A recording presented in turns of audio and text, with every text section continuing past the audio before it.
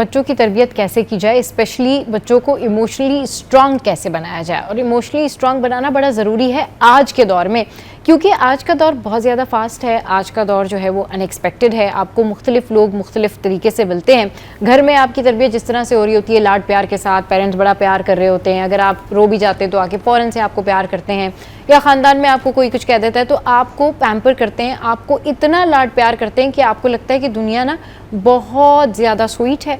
दुनिया में बड़ी सारी चीज़ें जो हैं बस आपके इमोशनल होने की वजह से ठीक हो जाती हैं। आप रोएंगे तो कोई आके आपको प्यार कर लेगा। लेकिन ये सारी चीज़ें और ये सारी हकीकतें जब पता लगती हैं, जब आप दुनिया में अपना पहला कदम बाहर निकालते हैं और आपको कदम कदम पे अपने पेरेंट्स, अपने घर वाले याद आते हैं, और फिर उस वक्त आपको वो तमाम तर चीज़ें हैंडल करना मुश्किल हो जाता है। तो किस तरीके से बच्चों को इमोशनली स्ट्रांग बनाया जाए कि वो अपना घर भी, दुनिया भी, एजुकेशन भी, स्पोर्ट्स भी, और जहाँ जहाँ वो जाते हैं वो तमाम तर चीज़ें बैलेंस कर सकें। इस पर बात करने के लिए हमारे साथ इकरा मौजूद हैं और उरूसा मौजूद हैं। अस्सलाम वालेकुम, वेलकम टू द शो। कैसे हैं आप दोनों?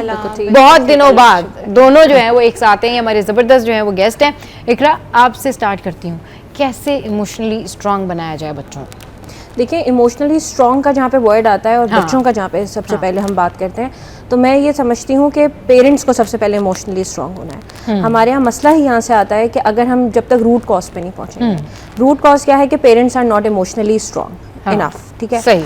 अगर पेरेंट्स को जो है वो पहले से इस चीज़ के लिए ट्रेन किया जाए कि आपने खुद अपने इमोशंस को, अपनी फीलिंग्स को रेगुलेट कैसे करना है, क्योंकि हमारे यहाँ मसला ये आता है कि हमारे यहाँ फॉर एग्जांपल ऑफिस में डांट पड़ी तो वो डिस्प्लेस कर दी हमने घर आके बेगम ने डिस्प्लेस कर दी बच्चों पे।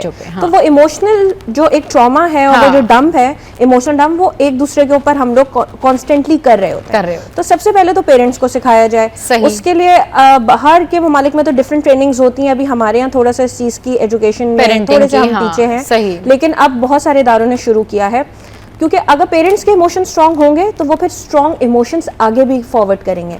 इसलिए हम देखते हैं कि हमारे पास जब बच्चे आते हैं तो वो इमोशनली बहुत ज़्यादा डिस्टर्ब होते हैं। वो मेंटली तो चलें, जो भी इमोशंस उनके बहुत ज़्यादा जो है वो डाउन होते हैं, वो उनकी फीलिंग्स को जो है वो कोई भी ठीक तरीके से जो है वो संभाल नहीं पा रहा होता, और उन्हें खुद इन चीज़ों की अवेयरनेस नहीं होती कि हम करें क्या।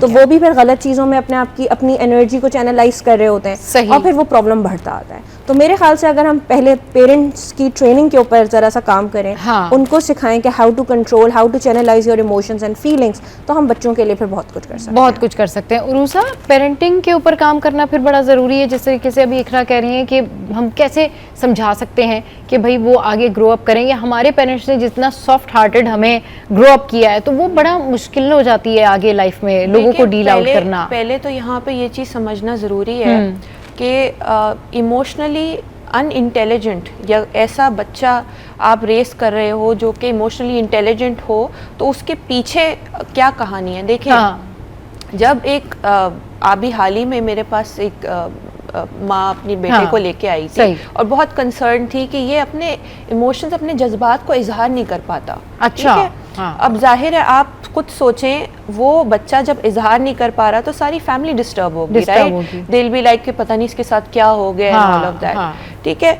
अब यही बच्चा जब बड़ा होगा ये अनडिसाइसिव होगा, कॉन्फिडेंस नहीं होगा इसके अंदर, ये रोज़मर्रा के जो चेंजेस हो रहे हैं हमारे एनवायरनमेंट में, जो कि इतने फास्ट पेस्ड हैं कि अगर आप अपने आप को इमोशनली इंटेलिजेंस ना कर पाओ तो फिर आपके लिए बड़ा मुश्किल हो जाएगा।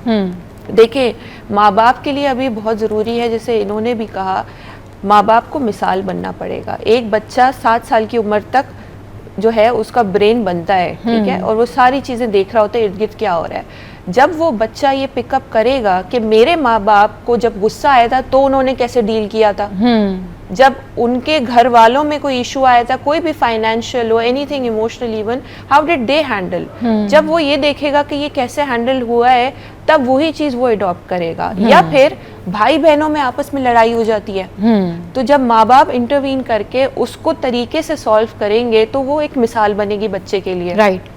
सो नंबर 1 इज कि आप खुद ही मिसाल बने।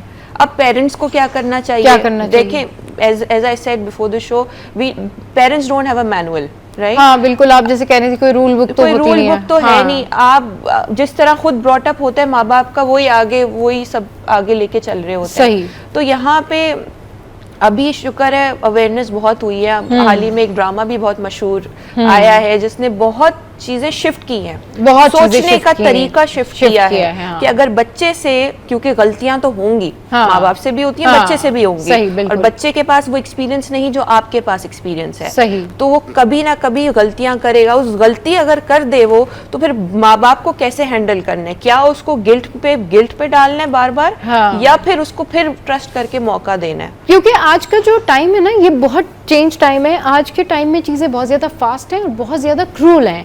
यकीन करें, जिस तरह से टेक्नोलॉजी फास्ट है, जिस तरह से लोग ट्रीट करते हैं दुनिया में एक दूसरे को, ये बड़ी क्रुएलिटी है। ऐसा नहीं है कि लोग बड़ा सॉफ्ट हार्टेडली जो है वो आपको हैंडल कर रहे होते हैं, नहीं, लोगों को अपना मुफाद अजीज होता है। और जब इस तरह के पैम्पर्ड चाइल्ड या इस तरह के बहुत ज़्यादा लाड प्यार में पले बच्चे जब दुनिया देखते हैं ना, तो उनके लिए दुनिया देखना, उसके साथ में स्टैंड आउट करना बड़ा मुश्किल होता है।